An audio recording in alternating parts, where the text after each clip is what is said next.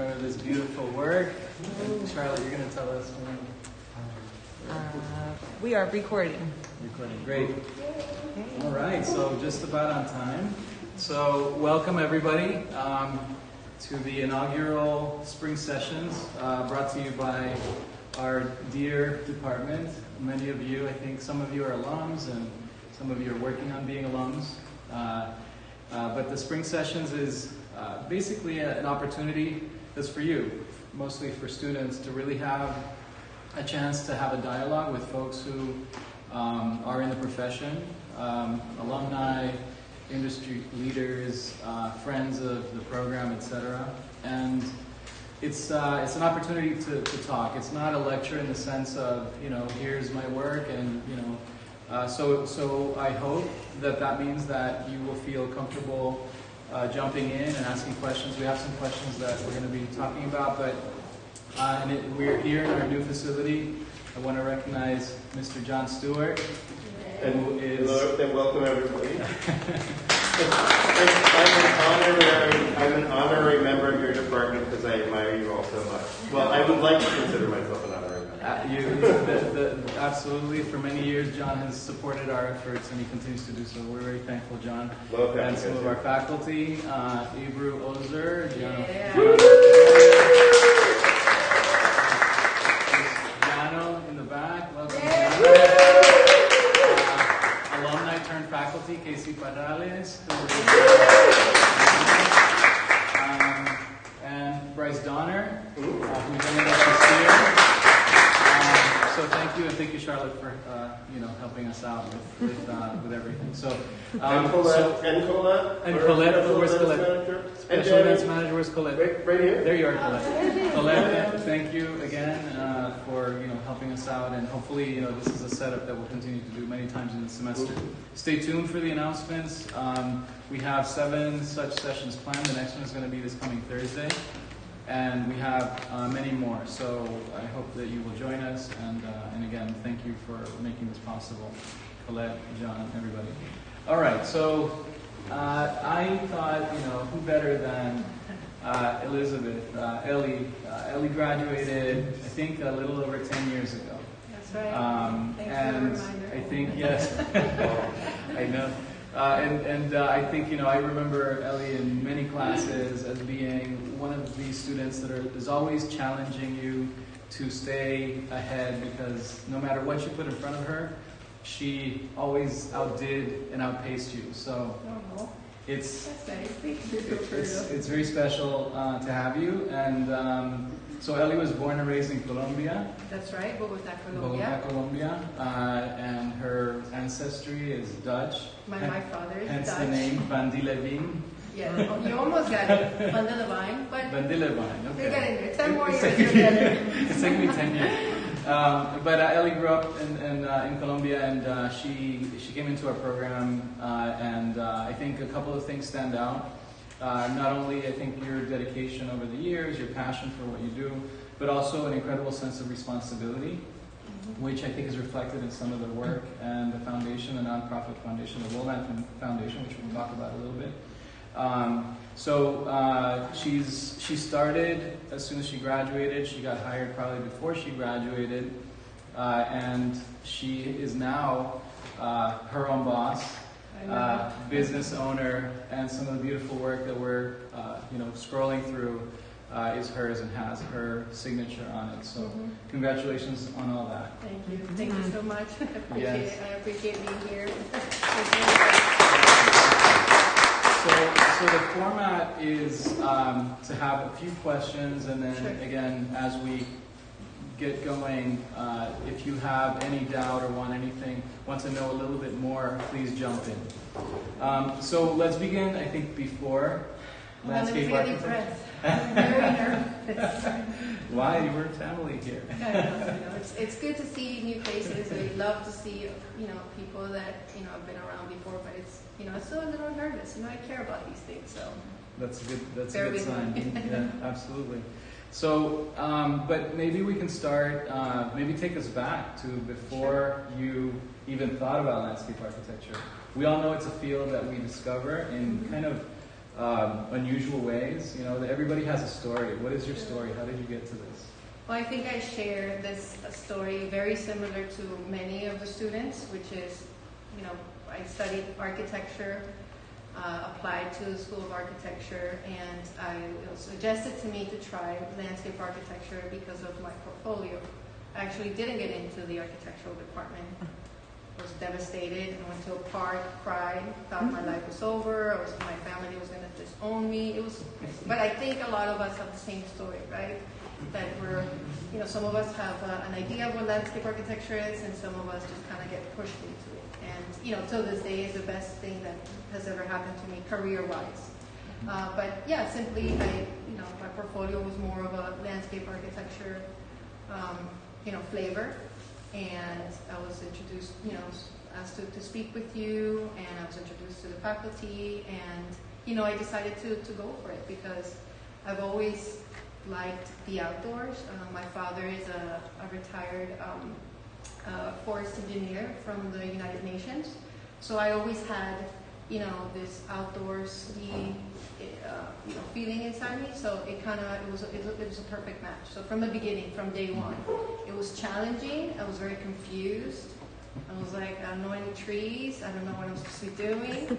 But like everybody else, with the help of, the professors and, getting to know people within the program that were on the same boat I was, it was easy to just, blend in and, grow with them. So. And then Woven, so Women in Landscape Architecture. Yeah. This is a nonprofit that you started how long ago? Yeah. We started in 2018. Okay. So 3 years ago. And what was the motivation? Why did you feel that you needed to do that, and why a nonprofit? Sure. I've always, ever since I started working, I come from a coaching background. I was coaching soccer for 15 years. I'm very team-oriented. I enjoy being a leader. And as soon as I started my career working in different offices, I always had this idea to help people and help to train people. So if anybody came in new to the office, I would always volunteer to help them with, getting used to it, going over our standards. So I started, with that, and I had that idea in me, but I just didn't know how to, bring it all together. And sometimes it's very difficult to, you have these ideas, but you never really implement them, or you don't have a chance to. And I cannot tell you, exactly how it happened, but one day in 2018, October, I know I've told this story and it doesn't make sense, but I hope that one day it does, because I don't really have the exact words. But I woke up, turned on the news. At that time, it was the President of the United States, and there was this whole thing happening. I'm not into politics, stay very far away from that. But there was this this moment where we had Dr. Kevin coming out on CNN, and she was accusing somebody of doing something, period, right? And there was some mocking back to her. She's a liar, and all this that's happening that morning, this woman says, I'm willing to risk it all because this is what I believe in, and this is what I feel is right. And I drove to work. I was supposed to start at 9. It was 11 o'clock, and I'm sitting in front of my computer, and I can't. And I'm like, this can't be the leadership that we need to follow. I can't believe people make fun of women. I just had all these thoughts, and everything just kind of rushed in. I can't remember the moment exactly, but I step outside, I send a message to my fiance, and I say, we're going to do something. We're not politicians. We're not going to fix the world. I know we only do landscape architecture, but we're going to do something. So we're going to open a nonprofit for women in landscape architecture to give everybody a voice and do something and go for it. So I have to give credit to that president because that was actually the push. If you have something in you, you just have to go for it. So that's honestly how it started. Yeah. It was very difficult because that was just the idea, and everyone's like, great, open a nonprofit. But there's a lot of work and effort that goes into it. Well, and one of the things I really appreciate is how in the time that you have been doing it, I mean, actually many people in this room, I think, have been a part of that in some capacity. Sure. Yeah. You're Maybe. extremely collaborative, and that I think is an example, I think, of leadership too. Is, you know, how do you make sure that you bring people with you and you make these things happen? Yeah, I mean, one of the most important things is when you open anything is to have a strong team behind you. And we would not be here if it wasn't for Kelsey, Roberto, Andy, and Natalie. Like they are the foundation. You know, I think that sometimes you can do things on your own, but they will never be as great. You know, so having a strong team and people that supported you and, you know, that believe in the crazy ideas that you have and are willing to stay up with you and go with you after work and not really understand what we're doing, but still going for it and trying it, that is really the reason why it's been the success. Even though it's not huge, I feel that we've come a long way. So they say it's if you want to go fast, you go alone. Yeah. But if you want to go far, you go with others. Exactly. And I think you're really a great example of that. So thank you. It feels that way. Yeah, really. It's a wonderful team to work with. So then, when you finished at FIU, tell us a little bit. I mean, I think we graduate, we have these ideas of what this field is all about, and then we go to different firms that attract us for whatever reason, or we jump in and work with nonprofits. There's so many avenues that lead us into this field, and so many avenues that happen afterwards. So talk a little bit about that trajectory. Like what was your thinking, and what did you do? Well, I think I was a bit different, and now that I can go back and look at the things not that I would have changed anything. You know, the path that I took is the path that I took. But when I finished school, I was really burned out. I love you, but I was really burnt out. I love you, I know. It's a bet. And also, you know, at that time I was going through, you know, a little bit of a personal situation. My mother was diagnosed with cancer. I don't think you know this, but I would leave your studio to go take care of her and then come back after her chemo, and I wouldn't really tell you guys because I didn't want to worry you. So that's something new. So I was really burnt out, and I loved what I did, and I was proud of the work that I did, and as you know, I did everything. I just wanted to be the best student. I just didn't know how to be the best professional yet. And I wasn't very confident, to be honest with you. I knew what design was, and I felt strong about coming up with ideas and doing analysis and coming up with meaningful projects, but I was really afraid to go out into the world. And I think my mistake back then is that I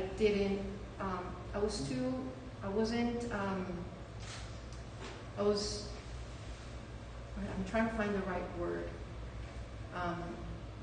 That is not confident, but you would bring people to come to the school to talk, and these really great landscape architects and these amazing architects with really great projects, and I was very intimidated. That's the word. Mm-hmm.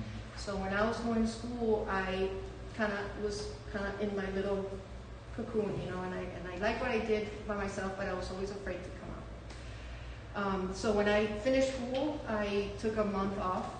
My father decided he was born in Indonesia. He's a World War II veteran. He was a prisoner of war in Indonesia. So as a gift, he said, you know, let's go to Indonesia and I'm going to show you everything about my life. So it was that or a car. Obviously, I took the trip, right? My sister chose the car, by the way. But anyway, so I went and you know, it was really what I needed. On the way there, I remember I read one book and it was called The Happiness Project. Till this day, I have quotes from that book that I still use. But anyways, the point is that I left, learned everything about my father, learned tons of things about the world, and, you know, kind of let my brain breathe for a little bit. Then I get back and I was at zero. I had, again, mistakes that I made. I had no contacts. I didn't have a mentor. All of my connections were in here, in FIU, right? Because I was always so intimidated. I always saw all these architects and, very successful people, so hard to reach. I didn't think I was good enough. So I sat down for maybe like a month or two. Giano called me, and he offered me a job at his firm. I don't know why you did it till this day, but I'm assuming it's because you knew that I worked really hard. And even if I didn't know anything, I would make sure to learn it and stay up. And, so it was a big learning curve. I didn't go in there with I'm the best, I made it through if I knew I could do it through. I knew I could stay up for hours, for sure. I knew I could live on coffee, all of that. But I was, I took very, very tiny baby steps until I was finally, it wasn't until my third year in the profession that I started to feel like, okay, I can do this. I know what this is about. So, yeah, that's more or less. And I think you mentioned a couple of instances where there's these like moments of reckoning, almost epiphanies, or the opportunity to travel with your father, this moment, when you witness something that you felt you had to do something about that. And I think it's so easy to get caught up in just the day-to-day and just you got to do all this work. But it's helpful to know that these are defining moments, and we owe it, I think, to ourselves. And you're the proof of that. That by stepping back and pausing and being self-critical, giving you a chance to kind of think. I think that's something that is very important, extremely important. And then you worked not just in one company. I think you worked in several firms, right? And then you decided to start your own thing. How long before you made that decision, and what propelled you to start your own business and do your own thing? Well, I was fired. I'm gonna be an open book because we're family, okay? These are unplugged sessions. But these are the things that you need in life, and when it's hard, but behind there was behind the firing, there was somebody pushing me, my mentor, my boss, saying, "You're ready. I'm gonna fire you," or So. It was not something that I said. I always knew that I wanted to have to create the team that I was never able to create within another organization. So, for example, in the beginning firms that I worked at, I would say, "Okay, Mr. Boss, lady, we should go run the Mercedes-Benz 5K with the team. We need to be outside. We're landscape architects. We're sitting down 8 hours a day. Well, actually, 15 hours. Yeah. On a good day. Or, maybe we should do more things as a team, so we bring the team together, and they were always like, "No, there's no time for that. We have deadlines, we have plans." Or being in a company where I would say, "Okay, I think we need to kind of bring new programs, and maybe we should try more with 3D stuff, or what can we do to go to class and learn, or how can we bring our standards up," or something like that, something that I would ask or bring up to the table, and it was always more of the culture of, we're doing things for a certain amount of years the way that we are, and we'd rather keep it this way, because the money's coming in, we're good. And I totally understand that, right? But I wanted to, at some point, create the team, a team that I can do the things that I think are helpful for an amazing career, a professional career in landscape architecture. So a lot of the things that we do with Woolen and the things that I do in my company, even though it's very small, is, we set time aside for learning. We set time aside for going on a walk. Family comes first. All of those things are super important to me. Those values. That's what I want to grow in a company. So, and I think to go back a little bit, something that you point out in this field, like in most design fields, has historically this ethos of sacrifice and working really long hours, and I don't think probably it's the healthiest reputation for a field, for a career. But there's a choice that one has to make, and you spoke about how when you were going through school you felt intimidated, but like that shell almost that you build to kind of protect yourself was something that I think that's something that we speak a little bit more about that, because on the one hand, it might seem like the best strategy because you kind of hold it in, you're not vulnerable, you're kind of protecting yourself from judgment, and I think, I mean, to this day, we all, like many of us, suffer from imposter syndrome, right? We put ourselves in positions when we feel like, wait a minute, is this really is this really happening? So speak to that a little bit. Well, for me, the way that I kind of broke through that shell, or that barrier, that it's all about the mentality that you have. So one day I said, you know, if landscape architecture was easy, everybody would do it, right? And everybody would have a career, and I had to tell myself, landscape architecture is not easy. I just have to be better. And that changed my entire career. And, you know, I don't need to get better in a week, I don't need to get better in a month or a year. I just gave myself permission to get better at things, little by little, and not put this pressure on me, which you know, recently for example, I don't put the pressure of social media on me right now.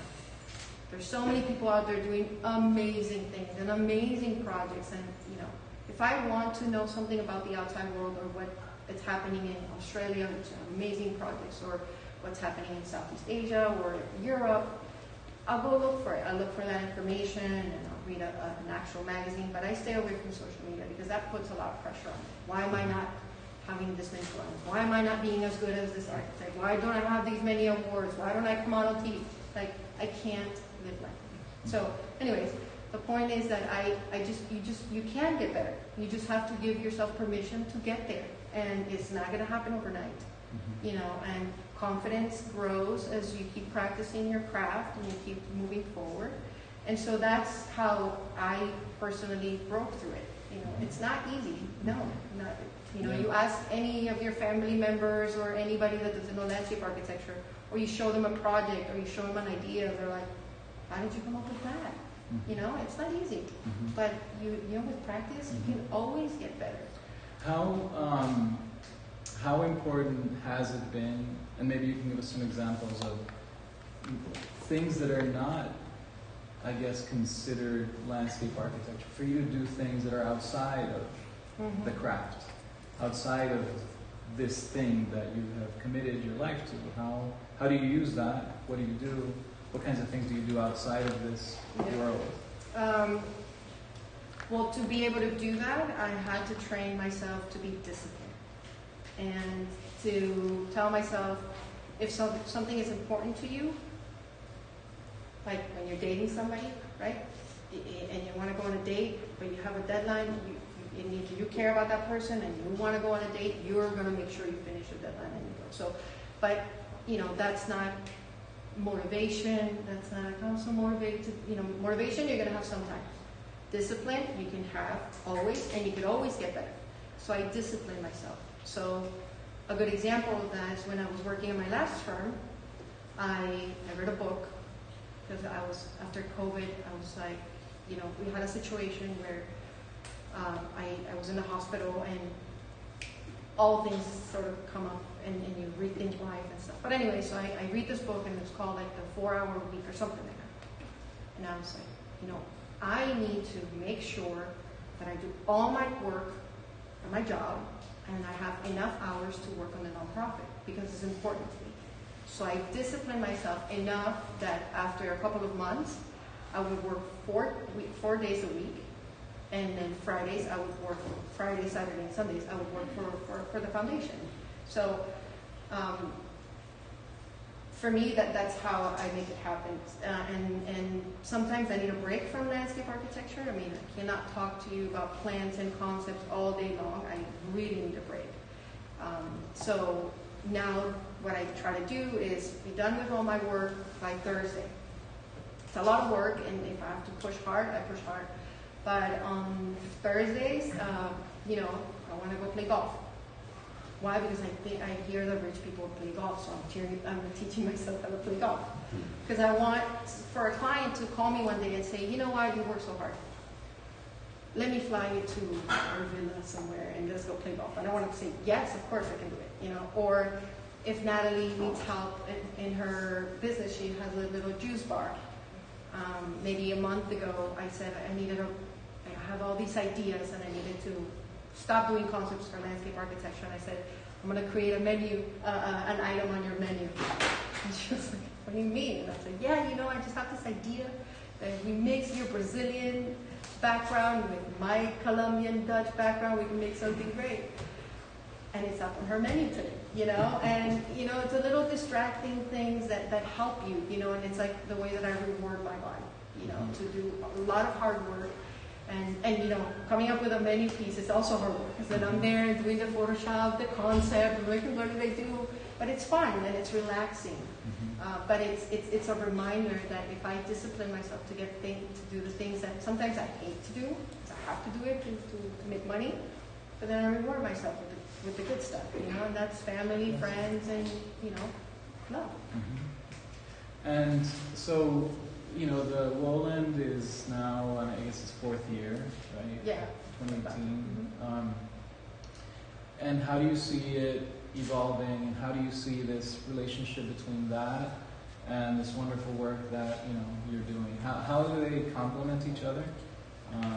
When is the right time to start a nonprofit? I think at some point all of us have thought, oh, you know, I have this great idea, maybe I should do a nonprofit. Yeah. So, yeah, you know, any time is a good idea to do something good, something that you're willing to give the time to,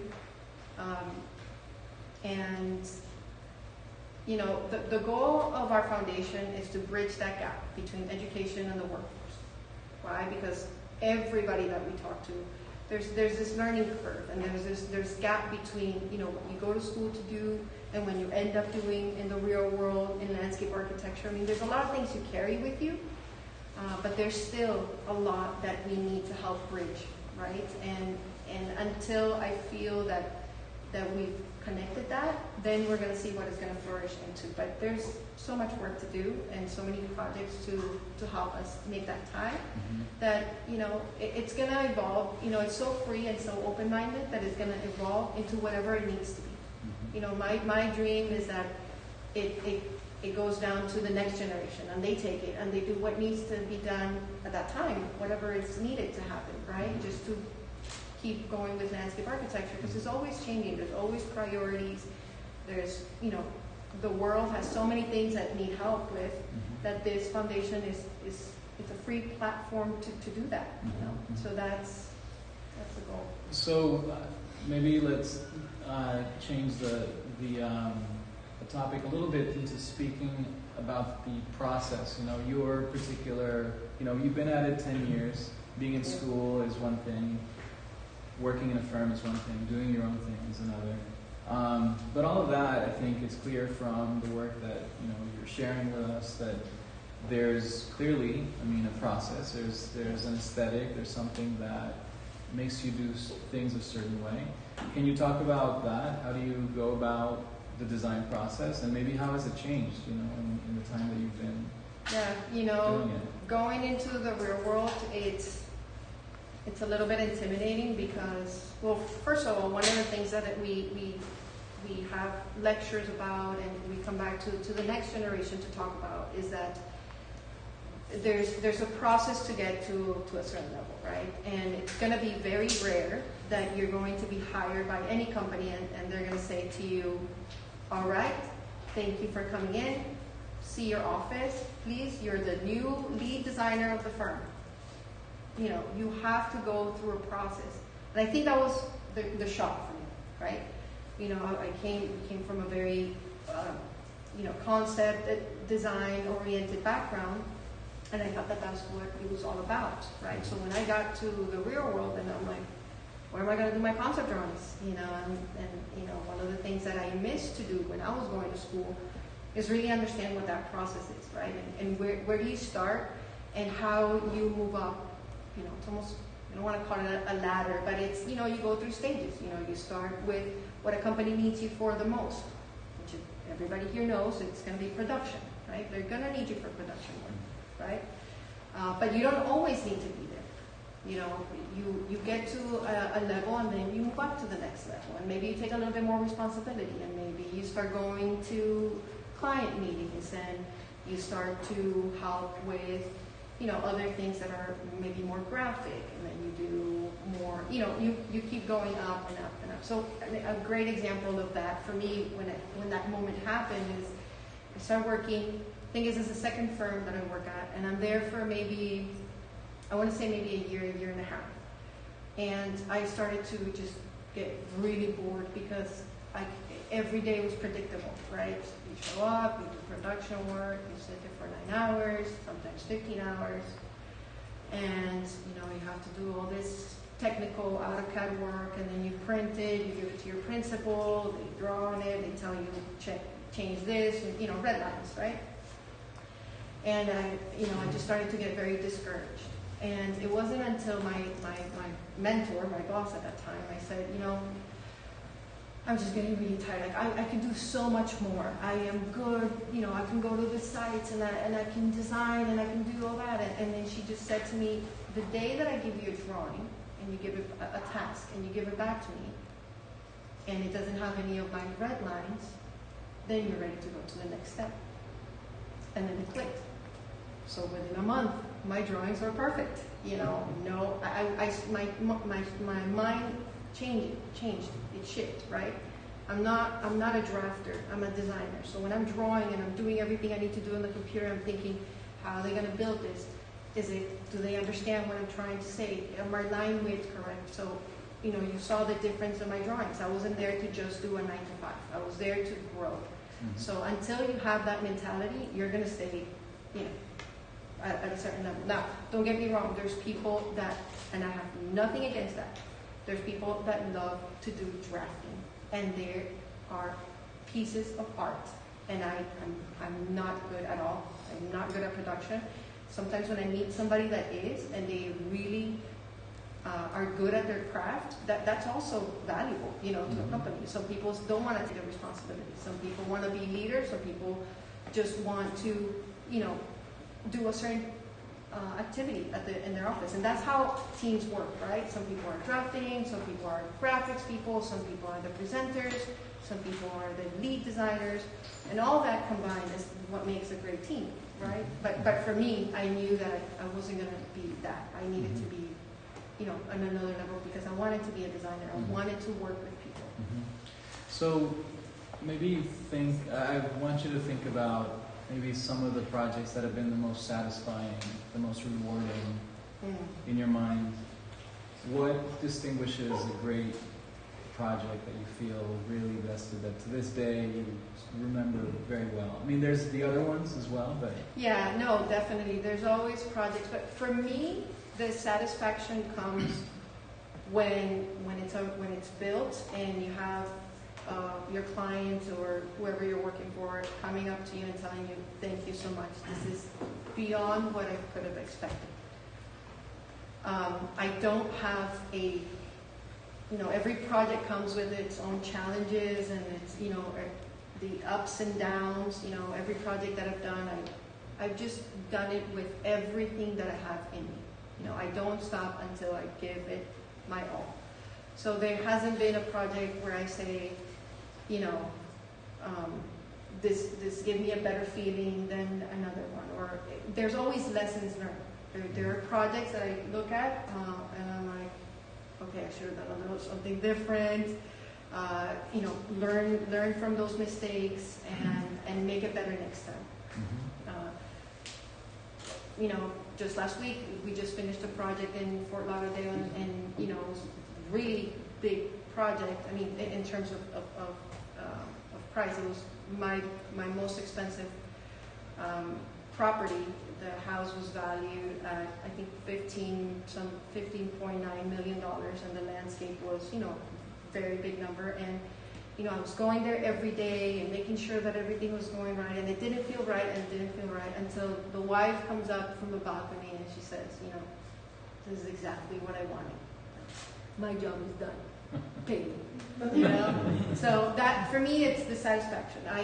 I'm telling you, there's times where I walk to projects that I've done before, especially if it's, you know, a park or something public. And I have to tell you, sometimes I'm like, what was I thinking? That does not work. You know, in paper it looks great, in my rendering it looked awesome, but that plant did not stay 3 feet. It grew 6 feet, and now I can't see the water. You know, there's always lessons to learn. So every project is like a little baby. Projects that I hate, but you know, you love your kids. You know. Yeah, you learn from all. Yeah, you know. So I have one more question, then I'll turn it over to the students.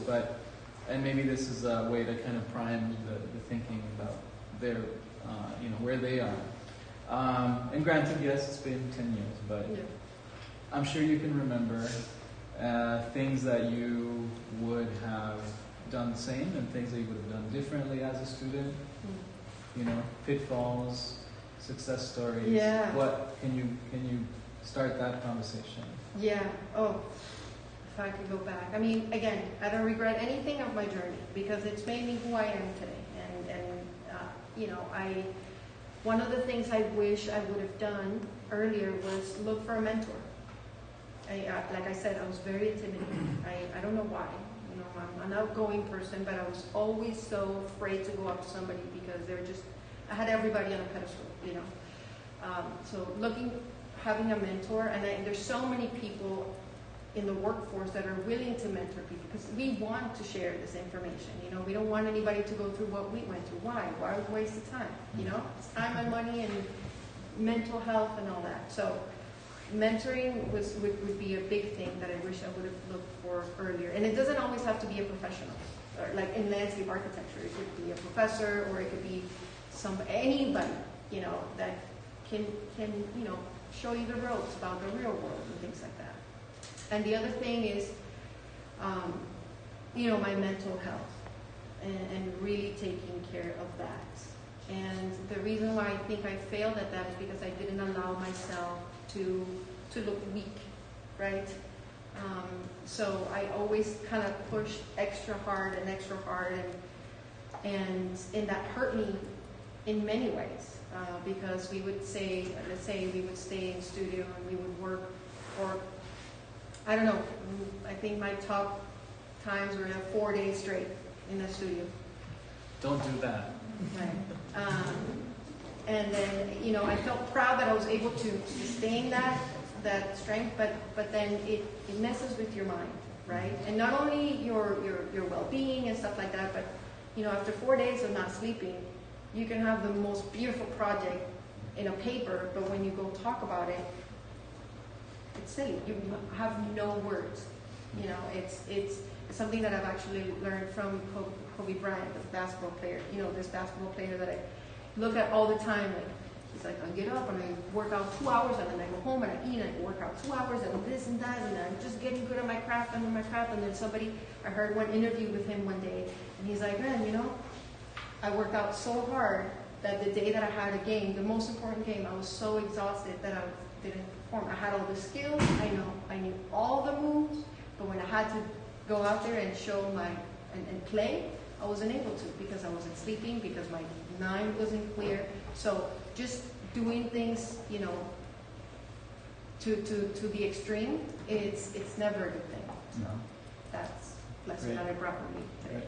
Great advice. All right, so let's turn it over to our audience and open the floor up for questions now that you know a little bit more about I know some Ellie and her journey. Yes. Hello. Has any of your projects ever been influenced by perhaps something that you saw in Colombia?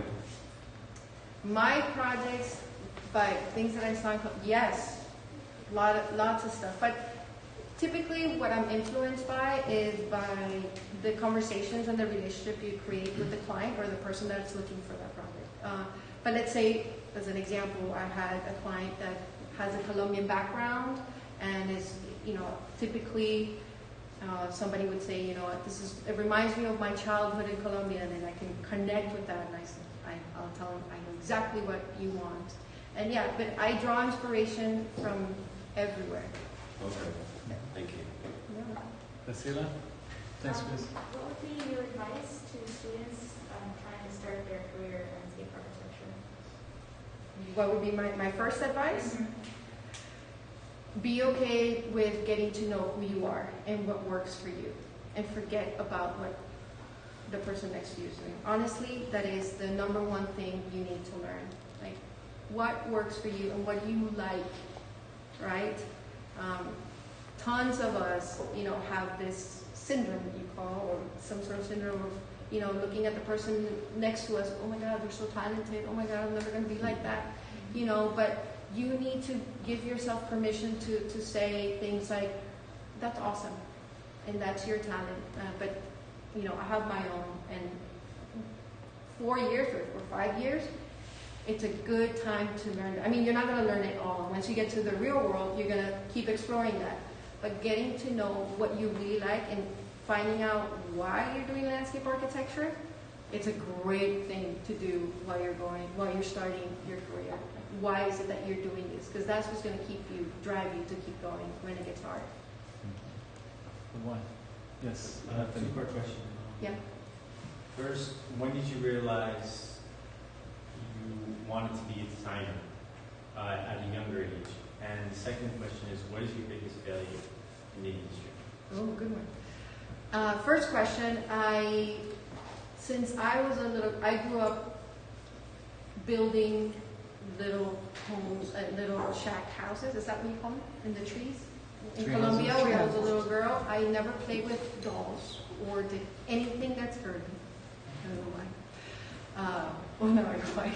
But anyway, I was always building things. Like I said, my father was a forest engineer, right? So when we lived in Colombia, he made sure he bought a big piece of land, and he just planted it all with like pine trees and all these trees that he brought, seeds that he brought from Brazil, because he worked in the Amazon for many years there.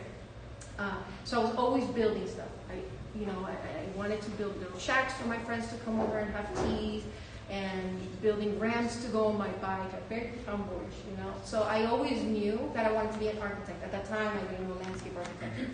So it was something I was really born with. I always liked to do design. Failures. My biggest failure as a professional? Yes, or in Well, general in the design profession. Both? Okay. My biggest No pressure. Oh, it's a really good question. Well, I kind of mentioned it a little bit before. I think that my biggest failure was, as a student, not to be honest with myself, and always trying to live up to somebody else's expectations, and always trying to prove myself. And I think I lost a little bit of time figuring out who I was, because maybe I could have gotten there a little earlier, not wait 10 years. So, just being a little more kind to myself, I think it would have saved me a lot of time, money, and effort. And my professional life, yes, I've made a lot of mistakes. My biggest mistake could probably be, oh man, I can't think of one right now, but because I have so many, that's the only reason. I have a lot.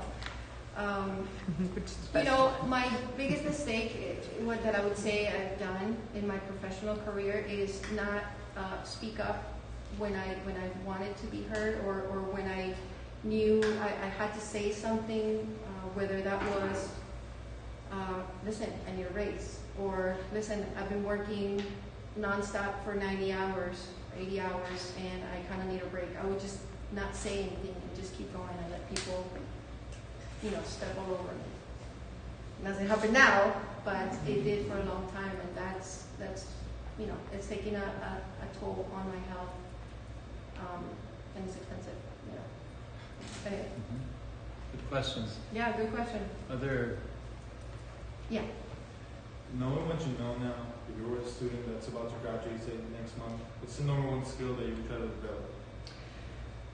The skills is something that it takes a little bit of time. What I would do if I'm about to graduate is grow my contact list exponentially. It's all about relationships and who you know. The skills you could always get your skills, all you need is a little patience and, discipline and practice. Your contact list is one of the number one things that I wish I would have had. Because you always want to have options, you know. But sometimes it's a little bit too late when you're just about to graduate, and then all of a sudden you show up to every firm or every person that owns a business, and you're like, well, you know, I'm brand new. Here you go. Well, where were you, you know, all this time?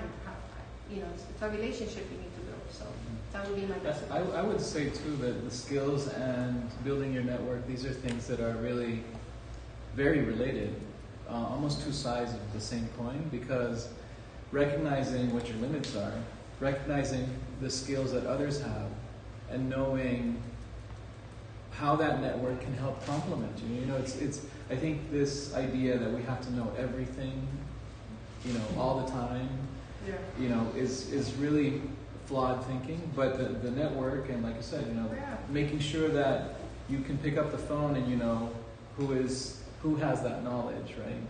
Structural engineer, the soil scientist, you know, Yeah. whoever. I think those are.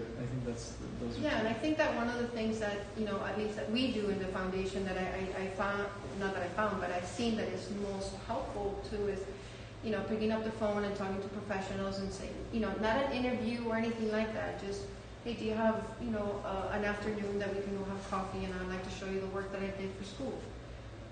That's a great way to get exposure because, you know, I might not be looking for somebody to work with me, but I know 10 people that are looking for. So getting feedback on not only your portfolio, you know, we put a lot of pressure on the portfolio, but just to have a conversation. Hey, listen, I'm about to graduate, and I'm not sure whether I want to do municipal work or whether I want to work for a private firm or whether I'm not really sure. But maybe having a conversation with somebody that's out there doing the work can help you. Tons, you know, there's some things that you just don't find in Google, you know, you can't just Google like, what should I do?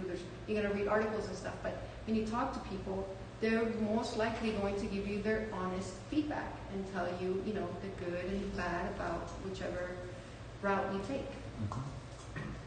Great. Yeah. Other questions? Yeah, Anthony. What is the best strategy for branding yourself as a designer? Your reputation.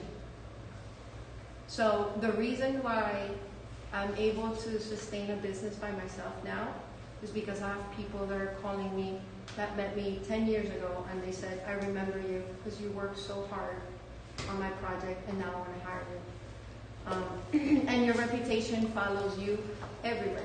Your school reputation will follow you anywhere. And one of the things that I also wasn't aware when we went out into the real world is how small of a community we are. You're going to be working with or around, or you're going to transfer to all. So if you don't like somebody in the studio or something, or you don't like somebody in the school, like chances are you are going to run into those people again. So it's very important that you guys know these things because, you know, you might end up working together, or you might end up asking that person if they're working somewhere, if they can help you get a job there. And you know, my boss does it to us all the time, or my ex-boss. Hey, we have this portfolio from such and such, and it looks like you guys went to school at the same time. How is this person? And there's been times where I would say, I remember I think it was my 5th or 6th year working, you know, the guy was a really cool guy, but this guy always showed up late to class. And always had an excuse for not having their work done. So I'm not going to say to my boss, hey, yeah, this person is great, you know, because they come into your office and then they're going to be late and they're going to have excuses for your clients. They're going to cost you money and time. So you want to make sure that your reputation is good. Honesty and hardworking and, you know, doing landscape architecture with love. I have one more question. No worries. So you're a landscape architect, and you said you want to be involved in architecture, but you also realize that design is a component to those two things. Have you been able to branch out of landscape architecture, explore like industrial design or product design, things like that? Has this industry given you that freedom or flexibility? It's starting to now that like I said, I've dedicated the last 3 years to discipline myself so I have time for the things that I want. I mean, I always want to be working in landscape architecture. There's not one day, I mean, guys, I go to work one day and I hate life. You know, I don't want to deal with this client and this project is so boring. Or, you know, I can't wait to get out of here. But what I learned through the years is that I do all the things I dislike. I'm not going to say hate, but I do all the things that I dislike first. I just get all those things out so I have enough time to do the things I love. So now I'm starting to have a little bit more freedom on choosing the things I want to do. So have I thought about doing architecture and industrial design and that? No, but I love to talk to them. And if I have a project and I'm having a really difficult time understanding how to do a detail that is structural, because I want to build this incredible landscape on the top roof, and I have this really big idea, I call my friend Nicolas, and I say, Nicolas, you're the best structural engineer that I know. You and I have a great relationship. You saw me cry all these years learning all this stuff. How do I make this happen? And then he'll sit there and he'll teach me and say, listen, if you want to do this, this is the rebar that you need, and you need a wall that is a stake, and you need this, and don't forget about this. So without even wanting to, I'm learning other disciplines. It's inevitable. When you work in a landscape architecture firm, you are going to work with architects, civil engineers, structural engineers, mechanical, electrical, plumbing engineers. That's your team right there. So you don't have to know exactly what they do, but you need to understand the concepts. And you learn from them as well, as much as they also learn from you. They also call me and they say, Elizabeth, look, my wife hates this tree in the back because it's like so messy and we want to cut it down. And you know, I have to look, you gotta cut it down, you gotta get a permit, be careful, maybe you can plant something else. You know, there's these relationships that are inevitable, and they're awesome because you learn every single day. So. One or two more? Well, okay, so I'm going to ask you. So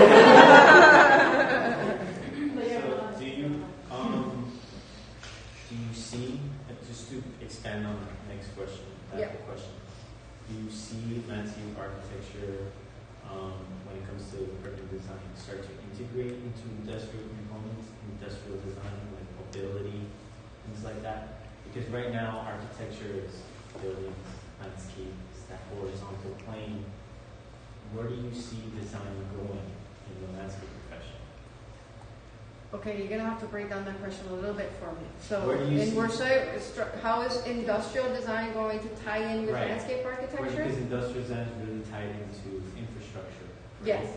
So, how do you see landscape architects' role in the future in urban planning and new technologies? How do you see it evolving? Yes, and you know what? That's a very good question.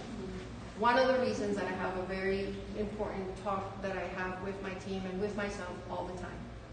And if we go to the root of what we're doing with an example, our foundation, is because, you know, and I know that I have really big thinking sometimes, but we're running out of time as landscape overall. You know, there's really big issues out there. There's global warming, there's famine, there's all kinds of stuff, right? Landscape architecture needs to catch up really quickly, and there's so many things that we don't know about. And it's difficult because how do you do that, right? We ask landscape architects, as an example, oh, you know, you guys do all this sustainable design, you do all this, you make me spend millions of dollars in this design that you're doing for me that has a green roof and a water collector, blah, blah, blah. And then I had a client ask me, like, what do you do? You're a landscape architect. How is your life sustainable? That's a tough one, right? So, and it's because I think that when we get out into the real world, like, you can't ask somebody that just graduated, oh, you know, how are you going to fix climate change? I'm sorry, I got to pay my student bills. You know, like, why aren't you driving a Tesla? Oh, I'm sorry, I'm just paying, you know, I don't even have a job. I'm not supposed to. So I think that back to your point is that landscape architects, we don't need to know everything about industrial design and structure, but we need to have an understanding because it is with them that we're going to get to where we need to, right? You won't believe the amount of times that I hear architects, arborists, civil engineers, they make fun of landscape architects. Why? Because we only think about the pretty stuff. And, oh, that tree looks cool there. And, oh, this is, I want to build this amazing reservoir or whatever it is, like something crazy, right? Great idea. And then you put it next to, you give it to an engineer, and they're like, did you even think about like how this would even work? Like, do you even know, at least some of the systems so we can have a conversation? Half the time, landscape architects says, no, this is just my idea. Well, there's a problem with that. And it's a lot of pressure, right? I'm not about to go and learn, I know some civil engineer and structural and architecture, and I understand architecture, but the key is in the relationship you make, right? Like, look, I have this cool idea. How would that work? And then they'll come back to you. They're like, look, we have this idea that's really ugly, and the client does not like it because civil engineers are about numbers and lines and make it work, right? So it's that relationship that is going to get us there. So you got to understand that that's your real team out there. So we have a few more minutes left. So Yeah. I put together some rapid fire questions Oh, that hopefully you can take as long as you want, but they're rapid I'm not fire. good at these. Okay. All right, so I'm gonna rapid Go. fire questions. So if COVID wasn't an issue, where would you like to travel next? Or budget? No COVID. Yeah, I have a place. It's in the Amazon, and we were going. What's the name? It's where the last Amazonian tribe lives, and it's in the border of Venezuela. That's where I would go, like that. Awesome. Like, I want to see the last tribe. It's about to vanish. I'm right behind you. Tell me once you remember the name. Favorite meal? Favorite meal? Favorite meal? Yes. Fondue. Fondue. Cheese fondue. Cheese fondue. Okay. Yes. What's your favorite sound? I want to say the sound of silence, and it's only because I've had it once, and it was when I went, the thing that you jump on the plane, skydiving, and I heard the sound of silence. It was the best part. I mean, I cried, I vomited, all that. The most incredible thing happens, and you learn what silence is. It's beautiful. It's amazing. Awesome. What's your favorite pastime, non-landscape related? Oh, I have a lot, but right now, golf. Golf. Yes. I'm gonna learn it. It's expensive, by the way. Favorite artist or type of music? Give me one you want. Like song, like singing. Mhm. Music genre or artist. Well, right now, I mean, always and forever, Frank Sinatra.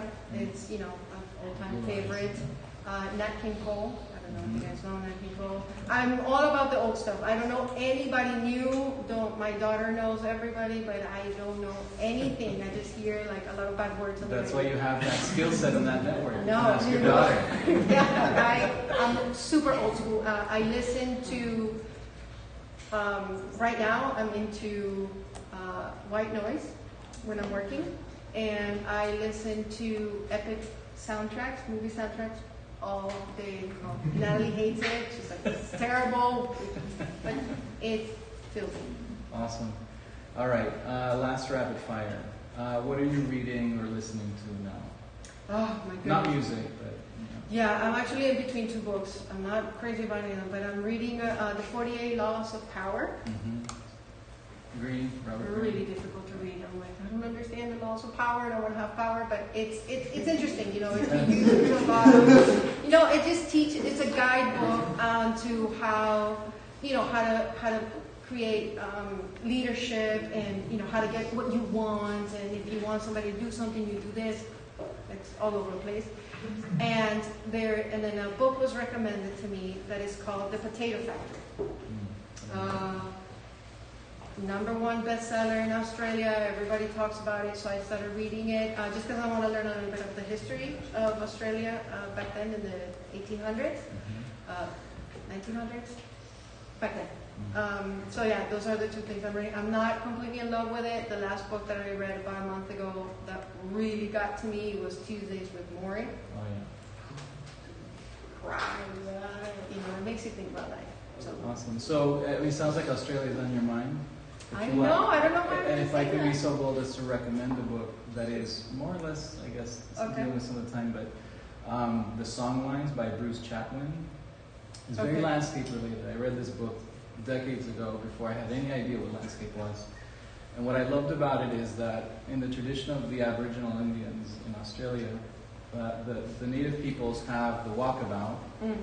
and they have songs that they pass on for generations and generations. So when they go on walkabout, they go out into the wild, and the songs are painting pictures of the landscape so that they know where to go and what to navigate. So they'll sing about where the water is, where the large mountain is, where they can find, food, etc. Oh, cool. And these stories, these songs, are basically giving them a map and an oral history map. Sure. Which I always find to be so powerful with landscape architecture because it's that connection between memory and culture and landscape. And this book is all about that. They're the song lines, so the songs trace the line in the landscape. So Very cool. check I'm it gonna write that down. Awesome. Wait till I finish reading the Potato Factory because it's like 25 hours long on audiobook, but Tell me I'll how put you it like on my yeah. I put it on my wish list. Great. Well, Ellie, thank you so much. I think No, thank you. in everything that you've talked about.